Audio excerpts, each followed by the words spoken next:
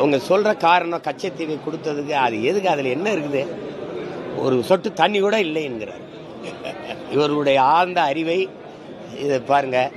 ஒரு தீவுக்கு நடுவில் இருக்கிற ஒரு இடத்துல, தீவில், கடலுக்கு நடுவில் இருக்கிற ஒரு தீவில் ஒரு சொட்டு தண்ணி கூட இல்லைங்கிறாங்க.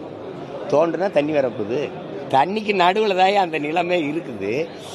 அது ஒரு காரணம், வேற ஏதாவது ஒரு காரணம் சொன்னால் கூட அது சிரிச்சுட்டாவது போகலாம்.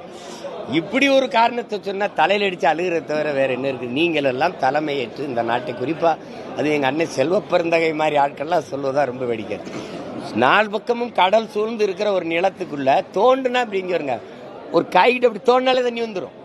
அதில் தண்ணி இல்லை, அதனால கொடுத்தோங்கிறீங்க. தண்ணி இல்லைங்கிறதான் காரணமா? சரி, தார் பாலைவனம், இந்த ராஜஸ்தானில் இருக்க பாலைவனத்தெல்லாம் கேட்டால் தண்ணி இல்லைன்னு கொடுத்துருவீங்களா? இது என்ன ஒரு காரணம் பாருங்க. இதெல்லாம் கொடுத்து எவ்வளவு காலம் ஆயிடுச்சு நீங்கள் பாருங்க. இப்போ கச்சத்தீவை மீட்க நாங்கள் போராடுவோம்ட்டு 4 கட்சிகளும் நாடகம் போடுது.